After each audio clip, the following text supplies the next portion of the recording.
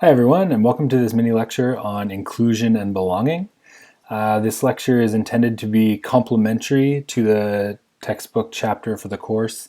The textbook is Community Development Applications for Leisure, Sport, and Tourism by Sharp, Mayer, and Yuen.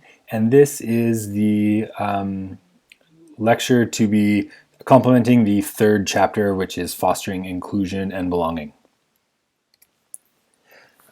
So the objectives for this short lecture will be to firstly distinguish between concepts of belonging and inclusion, discuss the relationship between inclusion, belonging, and community, and to explore some of the ways that we can apply these in recreation, leisure, and community development programs and practice. So we've talked a lot in the course about some of these ideas. We've talked at length about what we mean by community, what community is, and how we can define community. And one of the important parts of this is the way we define community and establish boundaries around what our community is.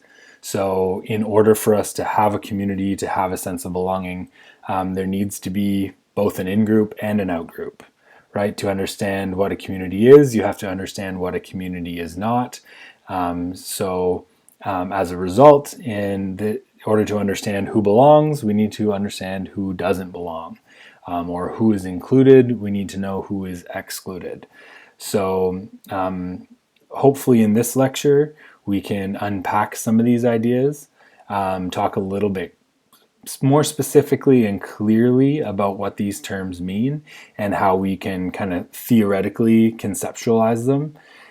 So moving forward, I just want us to think pretty critically about these terms in defining what they actually mean and what they actually look like in practice. So they're all definitely very interrelated terms, and hopefully within the next few minutes and few slides, we can start to kind of unpack what they mean and what they look like in everyday life or in our practice.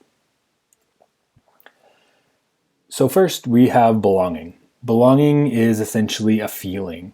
It's the way we feel about our value in the involvement with groups of people. It's feeling that our membership is important for the larger group. So it's not only just important for us, but also important for others in the group that we're part of. And importantly, belonging is more than just being present or being available, but it's also a feeling that our contributions that we're making to the group are meaningful and are important for other people.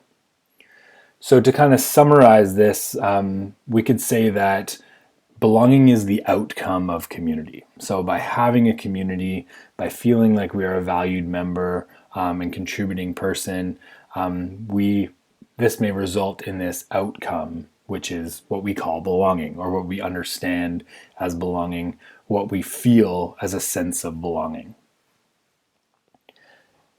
So to unpack that and lay it out a little bit more clearly, there are a few different dimensions to this idea of a sense of belonging, or this feeling of belonging. First, we need to feel included and accepted. And it's kind of foundational to feeling like we belong, is feeling that we are included and we are accepted in the group as we are. Second, it's feeling that we are a part of something bigger. So not only are we included and accepted, but we are a part of the larger group or the larger community, and we are an important part of that group. Our contributions to the group are valued, and they are important for others in the group in order for us to feel like we belong. Thirdly, we need to consider belonging as dynamic. So it's not a static concept, something that you always are or always aren't, but rather it's something that shifts and changes. So at some point in our lives, we might feel like we belong to this certain community or a certain group, and at other parts in our life, we may feel like we don't belong to that group anymore, or the values of that group no longer reflect our own values. So this idea of belonging is dynamic and in flux all the time. And finally, we need to consider this idea of freedom of choice. So in order to feel like we belong, we need to also feel like we have choices about the groups with whom we might associate. We need to feel like we have options, and we feel like we can consider these different options and the pros and cons of these options in order to decide where we feel like we belong. If someone is not aware of other options or don't feel like they have other choices, even though they may be very close, they may be included, they may be a part of something, they may not necessarily feel like they belong. So if there is only one option in your immediate kind of vicinity, so in your community, there's only one option for what you would like to participate in your leisure time, although you have an option, people welcome you and accept you and you're part of the group, you may not feel like you belong there.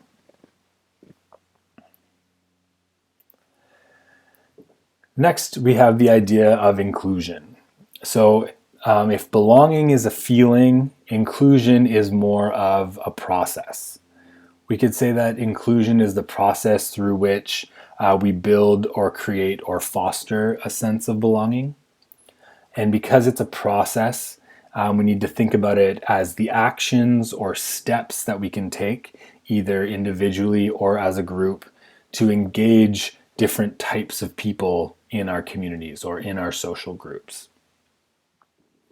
We might hear inclusion described as an attitude, an action, sets of steps, a policy, or even an overarching philosophy that a group or organization may enact.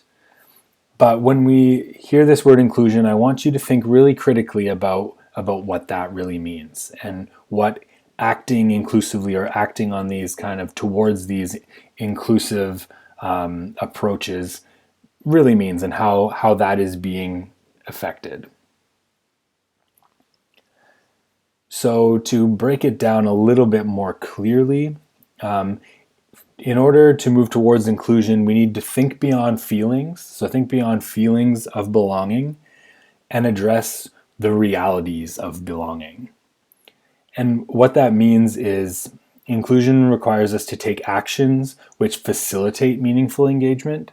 So rather than just welcoming someone into a space, rather than just being present and being there, we're finding ways to engage people meaningfully in that and make them feel like their contributions are important to the larger group and are contributing to the larger group, because they are. Not just making them feel that way, but setting up the structures in which these diverse types of engagement are valued and meaningful and important to the workings of the group as a whole.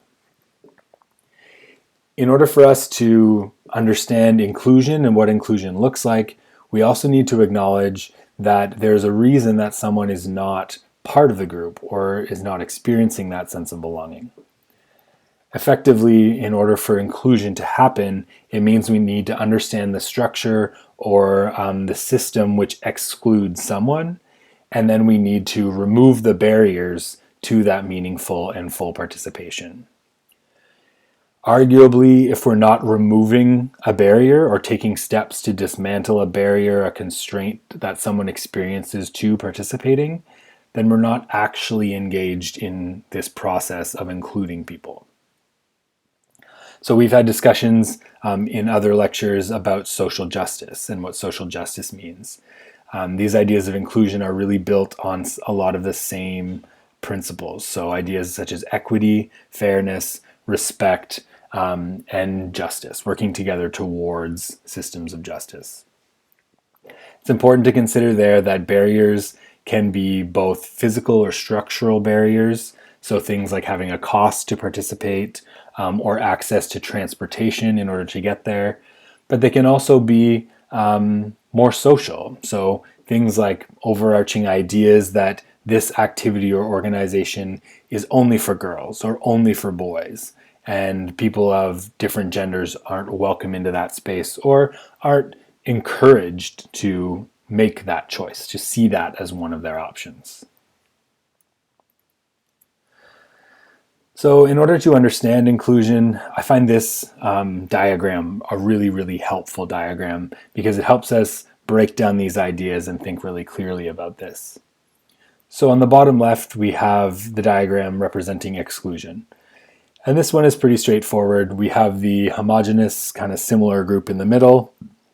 We have the barrier, and we have all of the others outside who are excluded from that group. I'll use the example of a community sport club to illustrate this. So say we have a sport club in a small community that is only for men. So the men are the green dots. There is the organization that's run by men, for men, and there is no women's participation. Next, we have the condition which is described as segregation. So say all of the women in this community band together and create their own league or their own team for this sport. There now we have an opportunity to participate. However, it is separate from the larger mainstream group. So that's what we could call segregation. There is still an opportunity to participate, but it is in its own way bound and separate from the main group. In the third diagram, so on the bottom right, we see the condition called integration. So say perhaps within that main group, they develop a team for women. So it's part of the larger organization. However, it's still separate and distinct and participating in that way. That is what we could call integration, because it's still separate, still distinct. However, it's part of the larger organization. And then at the top, we have this condition of inclusion, which is what we tend to use often when we talk about many of these ideas. But inclusion there, we see there are no barriers outside of the main barrier. So if that is the sport, what that could look like is having integrated play structures where men and women play together. It's having women on the executive board or in decision-making roles where they are equally and just as meaningfully participating as the men who may make up the big majority of the people who play the sport. I think what's important to be cautious of here is we often look at a program that's designed specifically for a certain target group, and we like to call that an inclusive programming or an inclusive type of program. And this isn't to say that those specific targeted type programs can't be very valuable and useful, but it's maybe not quite accurate to call it an inclusive program. So take, for example, a sport program for people with disabilities. We may see where a sport club or a multi-sport organization creates one specific time where they have a program for people with disabilities to come and play and engage in that activity. We might call that an inclusive strategy or an inclusive program, but if we're not integrating play and valuing the contributions of people with disabilities in the everyday operations of the organization, in every play structure, if we're not adapting different play structures to incorporate different people into the main core business of the organization, then that might be better reflected as an integration strategy as opposed to an inclusion strategy.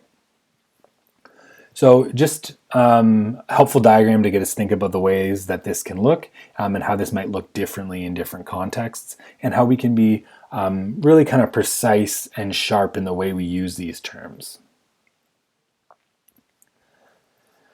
So in talking about these ideas of belonging and inclusion, there are many different kind of factors that can be implicated. So we have many individual factors that will affect our ability to engage with different types of programs or initiatives. So things like socioeconomic status or our health status that we might not necessarily consider up front, but that can be kind of foundational, important characteristics that we need to consider before getting people engaged in our programs in any way. We also have bigger, broader community or social structures. Things like having the physical spaces within our communities where people can meet and participate and engage in different activities, and also having things like community organizations who work together specifically to try to bring people together and engage them to make them feel like they belong and to engage them meaningfully within their communities. We've talked a little bit before about social justice, which has really sensitized us to many of the different characteristics that we need to consider when we're thinking about belonging and inclusion. So things like race and ethnicity, socioeconomic status, gender, sexual orientation, All of these characteristics are things that present unique experiences, and as a result may result in unique barriers to participating in community activities or sport, recreation, and leisure activities as well. So this is by no means a kind of straightforward, simple kind of topic to think about, but rather something we need to think broadly and keep an open mind about. So when we are talking about these, we need to really think critically about what they look like and what they can look like for different people. So in order to do that, we need to make sure we're not oversimplifying. We're not taking one program that's for one very specific type of demographic and claiming that it is an inclusive program for everyone and that everyone is welcome. We need to recognize that these tensions will exist in drawing these boundaries and establishing these types of programs for different people, but also recognize that tensions can be productive and important ways for us to be sensitized to the different needs of different people and to act on these tensions in order to kind of push social change in different ways. Also, we need to recognize that outsiders can play a really important role in driving processes of social inclusion or fostering a sense of belonging, because outsiders can challenge us to think differently about our social systems. If we all lived in a place where we always felt like we belonged all the time, we would be too comfortable. We would never think about things from the perspectives of others, or think about the ways in which people might not feel happy or might not feel included. So challenging us to see things from different perspectives encourages us to think differently about how we can work towards these processes of inclusion. And we need to recognize that change is necessarily never good or bad. There are situations where we have change that ends up being good for more people, and situations where we may create more exclusive structures and they're bad for people. We need to constantly be tuned in to thinking about change as an ongoing process and something we need to think critically about and interrogate in different ways. So in order to do that, I want to give you a different framework for thinking about how we can put some of these ideas into practice. And this is the framework that we took from Ponick and Frisby.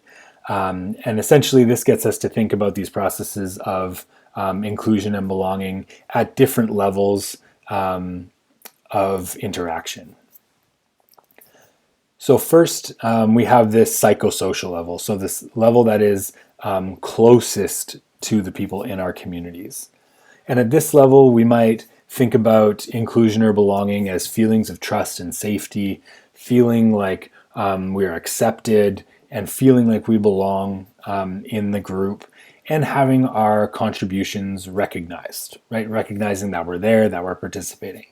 At the closest level to the individual, this is an important thing to consider, because this is where people might be most likely to recognize inclusion and belonging, right? We might be most likely to recognize the feeling of belonging that is the closest to us. At the next level, we have the relational level or relational dimension. So here, when we think about inclusion and belonging, we think about the way that that plays out with the interactions we have with others. So are people in the groups welcoming and open to others? Are they keeping an open mind when we're meeting new people? Do different people get offered support, and are they treated with respect? And do we value the participations of others, even if it differs from the way that we participate or the way that we might see things participating? So this level is really about the way we treat each other within groups or within communities, and how we can maintain those relationships as positive and welcoming spaces. Third, we have the participatory dimension, and this speaks to the way that we take action within our communities. So here we look at the way that different people are engaged in organizations or engaged in activities. So is that engagement meaningful? Is diverse forms of participation recognized? Are people able to exercise agency within these programs or activities within the organizations? Are people integrated into decision-making structures and able to have meaningful participation at multiple levels? So not just how people are treated in their relationships, but that step further, looking at the agency that people have within the programs or within the initiatives, within the organizations they're participating in. And finally, the furthest away from the individual, we have the organizational dimension. So here we have to consider the way at an organizational level, we're removing barriers to allow people to participate. So maybe through things like developing policies or strategies that really focus on making it easier for people to participate. Is looking at the ways that we offer resources and services and the structures that we're putting in place or the structures that we're removing in order to provide access to these resources and services. And also the way that organizations conduct themselves. So the culture of an organization that may value difference or value making accommodations to engage people in different ways. And really the way a culture can value a forward-thinking or attitude of trying to change and adapt to better meet the needs of diverse people within our communities. So to kind of summarize this and bring it back together, we need to consider belonging, inclusion, and community as separate but interrelated concepts. So belonging, we can describe it as the outcome of community, and inclusion, we might describe as the process of addressing the realities of belonging, and community as that bigger kind of umbrella term that is the larger than individual idea of what we fit together, how we fit together, how we can act together for different people in solidarity. In parsing out these ideas, they definitely have implications for how we organize and understand programs. So we need to think really clearly about what belonging means, how belonging can be felt or experienced, and how we can work towards removing barriers to participating and shaping that sense of belonging for people. And we need to always be really cautious of how these play out and approaching these things with a really critical lens and thinking about how we can measure or evaluate these things in order to improve our actions. So to close out, I've put together a series of reflection questions to get you thinking a little more clearly about inclusion and belonging, maybe in your own life. So first, where do you feel like you most belong? And why is that you feel like you belong there? Complementarily, where do you feel like you sometimes belong, but maybe you don't always feel like you belong? And why is it that you only feel like you belong there sometimes? Try to think of a time when someone has removed a barrier for you, either a physical or very tangible barrier or a more social barrier that allowed you to engage with a group or a community in a more meaningful way. We also spoke about how boundaries are important. So can you think of an instance where a boundary was productive in promoting inclusion or belonging? As we said, these can be really productive and important ways of shaping these experiences for different people. And finally, can you think of an organization who implements policies that attempt to include diverse groups in meaningful ways? So not necessarily a targeted policy for a very specific population, but think about what big, broad, umbrella type organizational policies for inclusion look like. And how effective do you think they are? Here's a list of references to support this presentation. And within those, you can also find some other great resources and further readings. Thanks for tuning in. Talk soon.